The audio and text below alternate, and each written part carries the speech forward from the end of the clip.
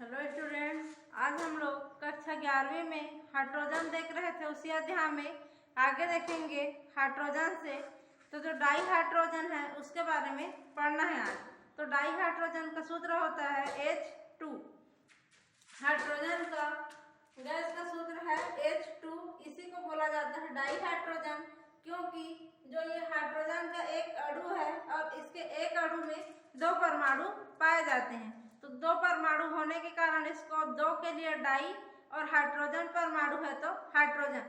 तो di hydrogen का सूत्र होता है H2। इसके बारे में आज हम लोग देखेंगे कि ये कहाँ कहाँ पे पाया जाता है, इसकी प्राप्ति या फिर ऑकुरेंस के बारे में, इसको बनाने की विधि और किस किस विधि से इसको बनाया जाता है, इन सब के बारे में डिटेल से देखना है। तो सबसे पहले देखते हैं कि डाई हाइड्रोजन को डाई हाइड्रोजन क्यों कहते हैं। तो हाइड्रोजन के बाह्यतम कोश में एक इलेक्ट्रॉन रहता है। कल इलेक्ट्रॉनिक विन्यास में देख चुके हैं कि इसका इलेक्ट्रॉनिक विन्यास होता है 1s1। तो एक इलेक्ट्रॉन है इसके बाह्यतम कोश में, तो एक और इलेक्ट्रॉन इसको अपना द्वीप पूरा करने के लिए चाहिए। तो जो है 1s1 है, इसमें एक इलेक्ट्रॉन और आ जाएगा। ये इस रूप में है, 1s कक्षक में एक इलेक्ट्रॉन है, तो इसमें दो इलेक्ट्रॉन पूरा करने के लिए हाइड्रोजन को अपना एक और इलेक्ट्रॉन चाहिए रहता है। तो यह है एक हाइड्रोजन का। इसी प्रकार का एक और हाइड्रोजन का जो 1s1 है, ये दोनों आपस में अगर सहसंयोजक बंध बना लेंगे तो कैसे हो जाएगा H। यह पहले वाले हाइड्रोजन का एक इलेक्ट्रॉन और इस वाले हाइड्रोजन का एक इलेक्ट्रॉन यहाँ पे इस प्रकार से सहसंयोजक बंध बन जाता है और डाई हाइड्रोजन या फिर H2 अणु का निर्माण यहाँ से पूरा होता है। तो इस प्रकार से 1s कक्षक में अब इस हाइड्रोजन के लिए 1s में कितना इलेक्ट्रॉन हो जाएगा, यहाँ पे दो इलेक्ट्रॉन होगा, तो इसका द्वीप पूरा हो जाएगा। इसलिए डाई हाइड्रोजन को डाई हाइड्रोजन कहा जाता है, क्योंकि वह 1s कक्षक में द्वीप पूरा करने के लिए सहसंयोजक बंध बना करके दो हाइड्रोजन आपस में मिल करके डाई हाइड्रोजन का निर्माण करते हैं। अब देखते हैं उपलब्धता या फिर प्राप्ति के बारे में कि प्रकृति में कहाँ कहाँ पे डाई हाइड्रोजन पाया जाता है। तो अगर हम लोग फ्री अवस्था में देखेंगे डाई हाइड्रोजन को, मुक्त अवस्था में, तो जो है यह हाइड्रोजन सूर्य के वायुमंडल में, जहाँ पे सूर्य पाया जाता है उसके वायुमंडल में पाया जाता है, कुछ जो तारे रहते हैं वहाँ पे, और प्राकृतिक गैस के रूप में पाया जाता है।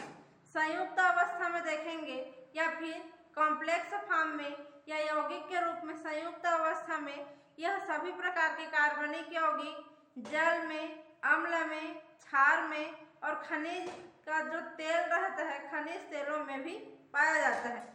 कार्बनिक यौगिकों का जितने भी कार्बनिक यौगिक हैं, जिन्हें हाइड्रोकार्बन कहा जाता है, जो कार्बन और हाइड्रोजन से मिलकर बने रहते हैं, उनमें डाई हाइड्रोजन एक मुख्य आवश्यक अवयव के रूप में पाया जाता है। मिट्टी में और समुद्र में, मिट्टी माने कि मृदा में और समुद्र में भार के अनुसार माने वजन के अनुसार जब देखेंगे तो 15.4% हाइड्रोजन पाया जाता है। अब सूर्य के जो वायुमंडल रहता है, सूर्य के वायुमंडल में यह 90% हाइड्रोजन पाया जाता है और यह अपने समस्थानिक के रूप में, माने कि जो नाइट्रोजन का समस्थानिक है ड्यूटेरियम और ट्राइटियम, इन सब के द्वारा नाभिकीय संलयन अभिक्रिया द्वारा बनता है। तो यहाँ पे क्या पाया जाता है, डाई हाइड्रोजन या फिर हाइड्रोजन प्रकृति में उपलब्ध होता है। यह हो गया उसकी प्राप्ति। अब देखते हैं कि डाई हाइड्रोजन को बनाने की विधि या फिर मेथड ऑफ प्रिपरेशन, उसको किस प्रकार से प्रिपेयर कर सकते हैं, बना सकते हैं, तैयार कर सकते हैं, उसकी विधि के बारे में दिया हुआ है। तो इसको बनाने की जो विधि है और कई प्रकार की विधि रहती है। तो पहला जो विधि देखेंगे वो है प्रयोगशाला की विधि। हम लोग प्रैक्टिकल करते हैं, तो प्रयोगशाला में जो भी कांच का उपकरण हमको मिलेगा, beaker, thistle keep, conical flask और जो परख नली और कांच का जो फ्लास्क रहता है, उन सब के उपयोग के द्वारा कैसे प्रयोगशाला में उसको प्रयोगशाला के अभिकर्मकों के उपयोग से हम लोग बना सकते हैं, वह विधि क्या कहलाएगी? प्रयोगशाला विधि कहलाएगी। तो जो प्रयोगशाला में इसको बनाने के लिए जिंक एक धातु है, तो जिंक का दाना दाना रहता है, छोटा छोटा गोल गोल दाना दाना। उस दानेदार जिंक पर जब तनु सल्फ्यूरिक अम्ल H2SO4 की क्रिया कराते हैं तो वहां से हाइड्रोजन गैस बन करके बाहर निकलता है। उसकी जब अभिक्रिया को देखेंगे तो ये जिंक है, जिंक जो है दानेदार रहता है, माने दाना दाना रहेगा, दाना दाना गोल गोल इस प्रकार से गोल गोल दाना दाना रहता है।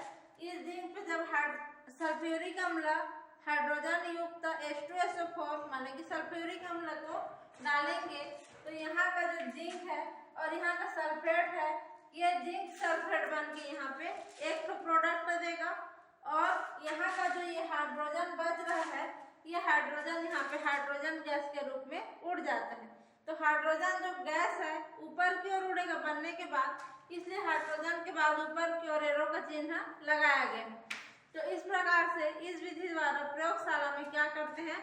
हाइड्रोजन गैस को बनाया जाता है या फिर इसी को डाई हाइड्रोजन भी कहते हैं। तो ये हो गया डाई हाइड्रोजन निर्माण की प्रयोगशाला विधि का सिद्धांत। यह सिद्धांत कहीं कहीं परीक्षा में सिद्धांत को अलग पूछता है, चित्र को अलग पूछ लेता है और उसकी प्रयोग विधि को अलग पूछेगा। अगर सिद्धांत पूछेगा तो इस समीकरण को देना है और इसमें क्या क्या अभिक्रिया हो रहा है उसको अपने शब्दों में समझाना है। उसके बाद देखते हैं इसकी क्रिया विधि और इसका जो नामांकित चित्र पूछेगा तो इस वाले चित्र को इसमें बनाना है। आप देखेंगे प्रयोग विधि, तो प्रयोग विधि कहाँ से आएगा? इन दोनों को मिलाकर जो भी वर्णन किया जाता है उसी को बोलते हैं प्रयोग विधि। तो प्रयोग विधि में इसमें जो है थिसिल कीप लेंगे एक ठो, उसमें यहाँ पे देखो ये है एक ठो दो मुहा जार कांच का, जिसमें इसको और द्विमुखी ओल्फ बोतल भी कहा जाता है। तो जो ओल्फ बोतल है उसमें क्या करते हैं? जिंक को लेते हैं और थिसिल कीप में तनु सल्फ्यूरिक अम्ल, ये दो मुंह है इसमें, ये पहला मुंह दूसरा, तो द्विमुखी ओल्फ बोतल या फिर कांच का बोतल भी इसको बोल सकते हैं, दो मुख वाली। इसमें क्या करेंगे? नीचे में दानेदार जो जिंक है ये जिंक को यहाँ पर लेंगे। अब इसमें ये जो लगा हुआ है ये है थिसिल कीप, इसको बोलते हैं थिसिल कीप। यहाँ से तनु H2SO4 को, तनु सल्फ्यूरिक अम्ल को यहाँ से डालते हैं तो इसके ऊपर पड़ेगा, उसके बाद इन दोनों में क्या होगा? रासायनिक अभिक्रिया होगा और इसमें जब डालते जाएंगे H2SO4 को तो यहाँ पे H2SO4 जमा होते जाएगा, ऊपर से डालेंगे तो ये है H2SO4, इसमें क्रिया होगा, क्रिया होने के बाद जिंक सल्फेट बनेगा। तो जिंक सल्फेट यहीं पे साल्ट के रूप में जमा हो जाएगा और क्या बनेगा? Hydrogen gas. तो हाइड्रोजन गैस है, हल्की रहेगी, जिसके कारण यहाँ से बन करके उड़ना शुरू हो जाएगा। अब जो हाइड्रोजन गैस बनेगा उसको इस नली के द्वारा इसमें होते हुए ये इस नली में प्रवेश करेगा हाइड्रोजन गैस, और इस नली से होते हुए इसको एक दूसरे कांच का पात्र रहता है जिसमें पानी भरा हुआ रहता है, उस पानी वाले पात्र में एक ठो उल्टी यहाँ पे निकास नली में एक ठो जार को उल्टा रख दिया जाता है। जैसे ये जार है तो इसको उल्टा रखेंगे और जो पाइप से हाइड्रोजन गैस आ रहा है उसके मुंह पर इस प्रकार से इसको रखा जाता है। ये नली है तो उल्टा रखेंगे तो पानी में होते हुए हाइड्रोजन गैस यहाँ से बुलबुला के रूप में इस उल्टा रखा हुआ जार में यहाँ पे इकट्ठा होगा। तो ये जो हाइड्रोजन गैस है यहाँ पे हमको प्राप्त हो जाता है। तो इस प्रकार से हाइड्रोजन गैस को या फिर डाई हाइड्रोजन को प्रयोगशाला विधि द्वारा बनाया जाता है। और ये जो नली है ये निकास नली कहलाता है, क्योंकि ये डाई हाइड्रोजन को निकालने के लिए लगाया जाता है। ये उल्टा रखा हुआ जार है, ये कांच का पात्र है या टब के समान रहता है, इसमें पानी भरा हुआ रहता है और यहाँ से बुलबुले के रूप में हाइड्रोजन गैस ऊपर उठ करके जार के ऊपर में एकत्रित होती है। तो ये हो गया उसकी प्रयोग की विधि। तो इस विधि द्वारा हमको क्या मिलेगा, हाइड्रोजन गैस मिलता है और इसको जल के विस्थापन के द्वारा प्राप्त करते हैं।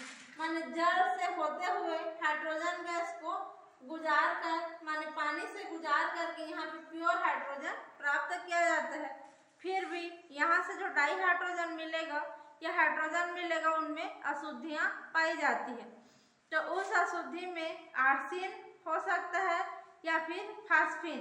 आर्सेन का सूत्र होता है AsH3 और फास्फिन का सूत्र होता है PH3। यह दोनों की अशुद्धि उसमें हो सकती है। और हाइड्रोजन सल्फाइड या H2S गैस भी उसमें मिला हुआ रहता है।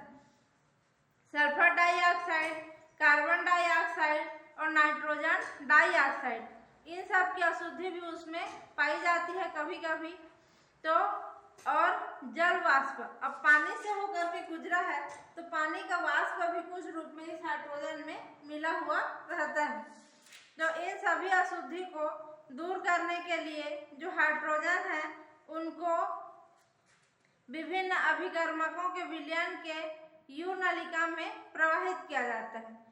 अब इतनी सारी अशुद्धि इसमें पाई जा रही है तो उसको दूर करने के लिए यहाँ पे क्या करेंगे, यू आकार की एक ठो नली रहती है, माने बहुत सारी नली इस प्रकार से यू आकार की नली है, बहुत सारा। ये एक ठो नली हो गया यू आकार का, ये पहला, ये है दूसरी नली और इसी प्रकार से ये है तीसरी नली। तो ये यू शेप में दिख रहा है इसलिए इसको बोलते हैं यू आकार की नली। तो इसमें क्या करेंगे, यू आकार की नली में कुछ अभिकर्मकों को जिनके द्वारा अशुद्धि को दूर किया जाता है इनमें भर दिया जाता है और भरने के बाद हाइड्रोजन गैस को यहाँ से प्रवेश कराएंगे तो सब नली से होते हुए ये क्या करेगा, लास्ट में जो हाइड्रोजन गैस निकलेगा वो प्योर रूप में रहता है या शुद्ध हाइड्रोजन गैस मिलता है। तो यहाँ पे AgNO3 एक ठो यू नली लेंगे इस टाइप का, उसमें क्या भरेंगे, AgNO3 का विलयन या सिल्वर नाइट्रेट का विलयन भर दिया जाता है। उसमें जब प्रवाहित करते हैं हाइड्रोजन गैस को तो जो उसमें फास्फिन और आर्सेन की अशुद्धि पाई जाती थी वो वहां से दूर हो जाती है। पहला हो गया माने आर्सेन अलग हो गया और फास्फिन अलग हो गया, किसके द्वारा, सिल्वर नाइट्रेट के यू आकार की नली में गुजारने से। अब जो दूसरी अशुद्धि है किसकी, हाइड्रोजन सल्फाइड गैस की, उसको दूर करने के लिए लेड नाइट्रेट का विलयन। अब दूसरा जो नली है, अब यहाँ तक आ गया है हाइड्रोजन, अब इसमें क्या करेंगे, लेड नाइट्रेट के विलयन को ले लेंगे और इसमें से हाइड्रोजन गैस को प्रवाहित करेंगे। तो जो लेड नाइट्रेट का विलयन है उसमें हाइड्रोजन गैस में जो H2S गैस था वो यहाँ पे अवशोषित हो जाएगा और खाली हाइड्रोजन आगे बढ़ेगा और यहाँ पे H2S गैस जो था हाइड्रोजन सल्फाइड गैस यहाँ पे रुक जाता है। तो दूसरी अशुद्धि भी यहाँ से दूर हो जाएगी। उसके बाद फिसिल कीप का निचला सिरा सल्फ्यूरिक अम्ल में अब जो है कास्टिक पोटास युक्त नलिका, माने कि जो कास्टिक पोटास जो पोटेशियम वाला पोटास रहेगा उस वाली नली में, माने तीसरी नली क्या है, कास्टिक पोटास वाला विलयन इस नली में भरा रहता है। इसमें से जब प्रवाहित करेंगे किसको, हाइड्रोजन गैस को, तो कार्बन डाइऑक्साइड, सल्फर डाइऑक्साइड और नाइट्रोजन डाइऑक्साइड इन तीनों की अशुद्धि यहाँ से दूर हो जाएगी और जो आगे बढ़ेगा उस हाइड्रोजन में ये सब ऑक्साइड अब्सेंट रहेंगे। अब वायु की ऑक्सीजन को अशुद्धि को दूर करने के लिए जो गैस है उसको तब तक कॉपर पर प्रवाहित किया जाता है। अब यहाँ से जो हाइड्रोजन गैस निकलेगा उसको बहुत अधिक गर्म किया हुआ तब तक कॉपर पर प्रवाहित करेंगे तो वहाँ से ऑक्सीजन उसमें कुछ मात्रा में रहेगा वो भी दूर हो जाएगा और लास्ट में जो हाइड्रोजन मिलता है शुद्ध रूप में प्राप्त होता है। तो ये हो गया इसको बनाने की प्रयोगशाला विधि और अशुद्धि को दूर करने की यू नलिका वाली विधि। उसके बाद इसमें आता है सावधानी। तो इस प्रयोग में कुछ सावधानी रखना चाहिए जिससे प्रयोग को आसानी से किया जा सके। तो पहला देखते हैं, उपकरण पूर्णतः वायुरोधी होना चाहिए। यहाँ पर जितना भी उपकरण उपयोग हुआ है, कांच का उपकरण, इन सबको क्या होना चाहिए, वायुरोधी, माने इसमें हवा नहीं भरा हुआ होना चाहिए, हवा इसमें भरना नहीं चाहिए, वायुरोधी होना चाहिए। दूसरा देखते हैं कि उपकरण के नजदीक यह जो व्यवस्था की गई है कांच के उपकरणों की, इनके पास किसी भी प्रकार का ज्वलनशील पदार्थ, माने कि जिसमें आग लगने की संभावना हो, ज्वलनशील हो, ऐसे पदार्थ जैसे कि लैंप या बर्नर। प्रयोगशाला में चिमनी की जगह बर्नर उपयोग करते हैं, तो बर्नर या फिर किसी भी प्रकार का लैंप वहाँ पे नहीं ले जाना चाहिए, क्योंकि हाइड्रोजन गैस, यहाँ पे जो हाइड्रोजन गैस बन रहा है वो एक ज्वलनशील गैस है और आसानी से आग पकड़ के वहाँ पे आग लगने की संभावना बढ़ जाती है, इसलिए बर्नर या लैंप वहाँ पे ले जाना नहीं चाहिए प्रयोग करते समय।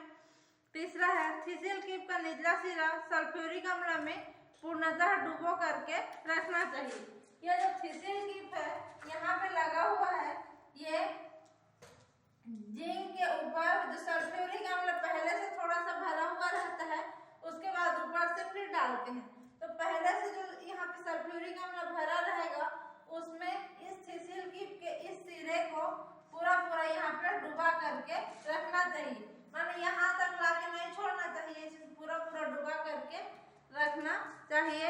नहीं तो क्या होगा, अगर डुबा करके नहीं रखेंगे तो यहाँ से जो हाइड्रोजन गैस बनेगा ये यहीं से बाहर निकलना शुरू हो जाएगा, इसलिए उसको पूरा डुबा करके रखते हैं। तो ये हो गया उसकी सावधानियां। अब देखेंगे दूसरा कि जल से डाई हाइड्रोजन बनाने की विधि। पहला हुआ प्रयोगशाला विधि, दूसरी विधि देखना है कि जल से डाई हाइड्रोजन बनाने की विधि। तो जल पर धातुओं पर जल की क्रिया द्वारा, कोई भी धातु लेंगे जिनसे डाई हाइड्रोजन बन सकता है, उन पर जल की क्रिया कराएंगे तो वहां से डाई हाइड्रोजन बनता है। तो यहाँ पे जो धातु है उनकी सक्रियता, क्रिया करने की जो क्षमता है धातुओं की, हर धातु की क्रिया करने की क्षमता अलग अलग रहेगी, तो सक्रियता के आधार पर धातुओं का जल के साथ रिएक्शन कराएंगे तो अपनी अपनी सक्रियता के आधार पर उनका अपना रिएक्शन होगा। उसके बाद वहां से जो हाइड्रोजन है, जल का सूत्र होता है H2O। तो इसमें जो हाइड्रोजन है, ये हाइड्रोजन क्या होगा, धातुओं से जब जल को क्रिया कराएंगे तो धातुओं की सक्रियता के आधार पे ये हाइड्रोजन विस्थापित होकर के बाहर निकलेगा और डाई हाइड्रोजन हमको प्राप्त होगा। तो इस विधि द्वारा यहाँ पे क्रिया कराया जाता है। जो सोडियम और कैल्शियम, जो सोडियम है अधिक सक्रिय धातु है, तो जब सोडियम के साथ दो जल के अणु को रिएक्शन कराते हैं तो यहाँ का Na और यहाँ का O और इसमें का दो H, ये सब मिलके NaOH बना देंगे। इसमें का सोडियम, इसमें का ऑक्सीजन और इसी में का हाइड्रोजन, ये मिलके बनाते हैं सोडियम हाइड्रोक्साइड। और इसमें जो 4 हाइड्रोजन दिख रहा है, यहाँ का 2 हाइड्रोजन H2 गैस बना करके यहाँ से डाई हाइड्रोजन प्राप्त होगा। तो ये है सोडियम धातु के साथ जल की अभिक्रिया द्वारा डाई हाइड्रोजन का बनना। अगर हम लोग सोडियम की जगह में कैल्शियम लेते हैं यहाँ पे धातु के रूप में, तो क्या बनेगा, CaOH ट्वाइस, यहाँ पे कैल्शियम हाइड्रोक्साइड बनेगा। सोडियम हाइड्रोक्साइड की जगह में बन जाएगा कैल्शियम हाइड्रोक्साइड और फिर यहाँ से भी क्या निकलेगा, हाइड्रोजन गैस प्राप्त होता है। अगर जिंक के साथ जल का रिएक्शन कराते हैं, जिंक धातु के साथ, तो इसमें का जिंक और इसमें का ऑक्सीजन ये मिल करके जिंक ऑक्साइड बनता है और यहाँ का जो ये हाइड्रोजन है H2, ये हाइड्रोजन गैस के रूप में, डाई हाइड्रोजन के रूप में इस प्रकार से यहाँ से प्राप्त होगा। ये दूसरी विधि है। इसी प्रकार से अगर हम लोग जिंक और सोडियम के जैसे मैग्नीशियम का जल से रिएक्शन कराते हैं तो मैग्नीशियम हाइड्रोक्साइड बनता है और हाइड्रोजन गैस बनेगा। एल्यूमिनियम का जल से रिएक्शन कराएंगे तो एल्यूमिनियम हाइड्रोक्साइड बनेगा और हाइड्रोजन गैस प्राप्त होगा।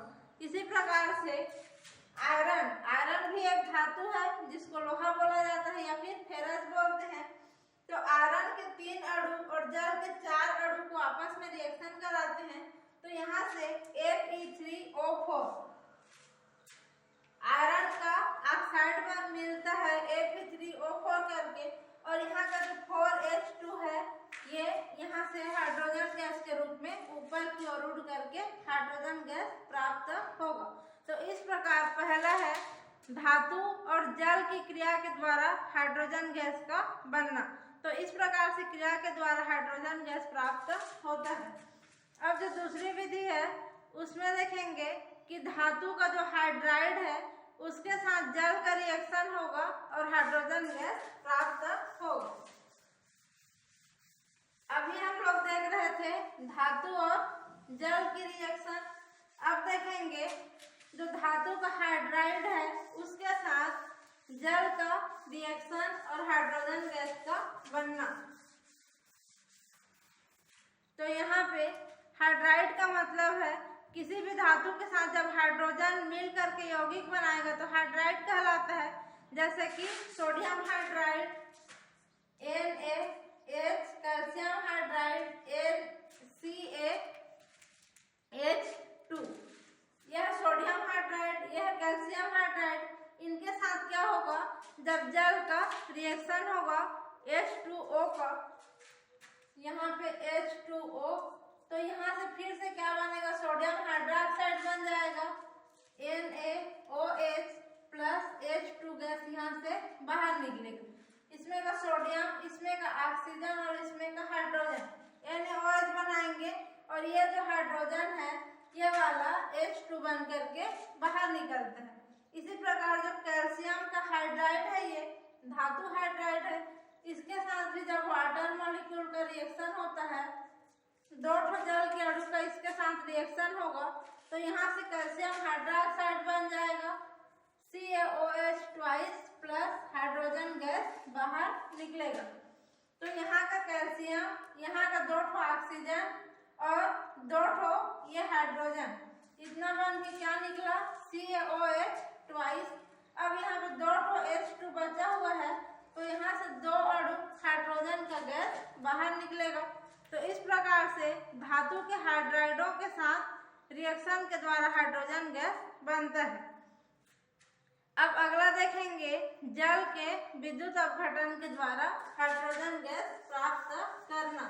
तो जो वाटर है या फिर जल या उसी को पानी भी बोलते हैं, जिसका सूत्र होता है H2O। तो जो H2O है वो हमेशा लिक्विड रूप में पाया जाता है। तो उसमें क्या करेंगे, शुद्ध रूप से जब डाई हाइड्रोजन प्राप्त करना रहता है तो जो पानी रहेगा उसमें इलेक्ट्रोड लगा देंगे, एनोड और कैथोड। उसके बाद उसमें विद्युत धारा प्रवाहित करेंगे। विद्युत धारा प्रवाहित करने पे वहाँ पे प्लेटिनम को इलेक्ट्रोड के रूप में हम लोग उपयोग करते हैं। तो प्लेटिनम इलेक्ट्रोड के उपयोग के द्वारा वहाँ पे एक इलेक्ट्रोड पे हाइड्रोजन गैस मुक्त होगा और दूसरा इलेक्ट्रोड पे ऑक्सीजन गैस मुक्त होती है। तो वहाँ पे जो एनोड पे डाई ऑक्सीजन मिलेगा और कैथोड पर हाइड्रोजन गैस मिलता है। तो जो वाटर है 2H2O, इस प्रकार से एक बीकर लेंगे, उसमें एक एनोड लगाएंगे, एक कैथोड। तो जो एनोड रहेगा, एनोड उस पर ऑक्सीजन गैस मिलेगा और जो कैथोड रहेगा उस पे हाइड्रोजन गैस मुक्त होगा यहाँ से, इस प्रकार से। तो ये H2O है, इसका क्या करेंगे, यहाँ पे विद्युत अपघटन करते हैं।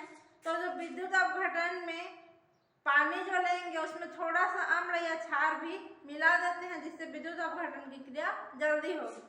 तो जो लिक्विड है, पानी और लिक्विड अवस्था में रहेगा। इसके बाद यहाँ से क्या बनेगा, 2H2 प्लस O2 बनता है, माने कि 2 अणु हाइड्रोजन गैस का बनेगा और 1 अणु ऑक्सीजन गैस का। तो ये भी गैसीय अवस्था में रहेगा और ये भी गैसीय अवस्था में रहता है। तो इस प्रकार जल के विद्युत अपघटन द्वारा हाइड्रोजन गैस का निर्माण किया जाता है। यह हो गई तीसरी विधि उसको बनाने की। तो जो कैथोड है वहाँ पे हाइड्रोजन गैस मिलेगा और एनोड पे ऑक्सीजन गैस प्राप्त होता है। अब अगला है चौथा विधि, तो बेरियम हाइड्रोक्साइड विलयन के विद्युत अपघटन के द्वारा।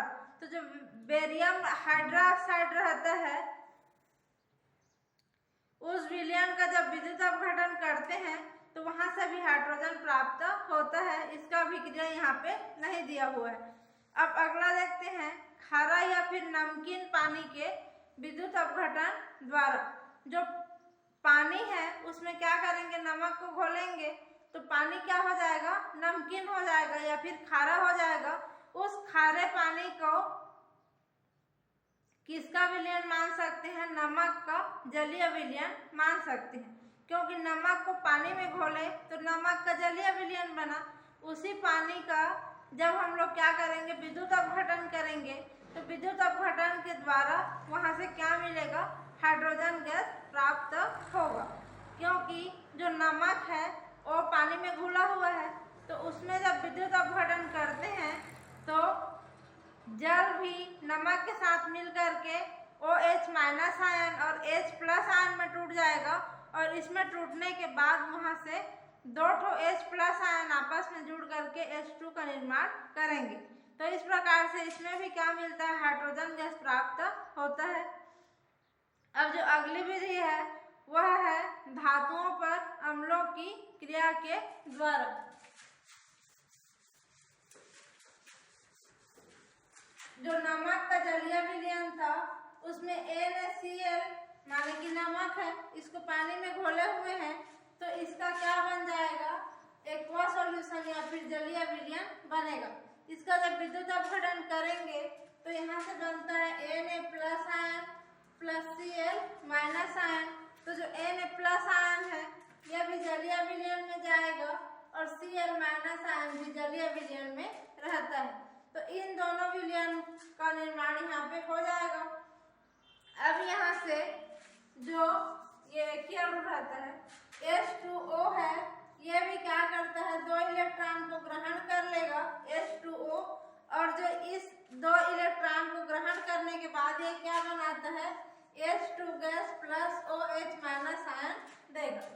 ये H+ और OH- आयन टूटता है H2O, तो यहाँ से हम लोग 2 जल का अणु लेंगे तो 2 H+ और OH- आयन बनेगा। तो ये दोनों H+ से क्या बन जाता है, H2, और 2 यहाँ से क्या बनेगा, OH- आयन प्राप्त होता है। तो इन दोनों इलेक्ट्रॉन को ये दोनों H+ ग्रहण करेंगे और किस रूप में आएंगे, H और H के रूप में, और यहाँ से H2 या हाइड्रोजन गैस का निर्माण करते हैं। तो यह हो गया खारे पानी या फिर नमकीन पानी के विद्युत अपघटन द्वारा हाइड्रोजन गैस का निर्माण। आगे देखते हैं धातुओं पर अम्लों की क्रिया के द्वारा। तो किसी भी धातु पर अम्ल की क्रिया करेंगे, जैसे कि जिंक धातु पर हम लोग यहाँ से जिंक और H2SO4, यह था जिंक एक धातु है और H2SO4 एक अम्ल है। तो इस प्रकार से इसकी क्रिया द्वारा यहाँ से हाइड्रोजन गैस प्राप्त हुई है। इसी प्रकार जो आयरन है या फिर फेरस है उस पे HCl जो हाइड्रोक्लोरिक अम्ल कहलाता है उसकी क्रिया द्वारा भी हाइड्रोजन गैस मिलती है, और मैग्नीशियम पर भी HCl की क्रिया द्वारा हाइड्रोजन गैस मिलेगा। तो वहाँ से किसी भी अम्ल को जब उपयोग करते हैं प्रयोगशाला में इस विधियों के लिए, तो वहाँ पे हमेशा तनु अम्ल को उपयोग किया जाता है। अगर सांद्र अम्ल ही वहाँ पे उपस्थित है तो उसको पानी डाल करके डाइल्यूट किया जाता है, तनु किया जाता है, उसके बाद तनु अम्ल को ही वहाँ पर उपयोग करते हैं।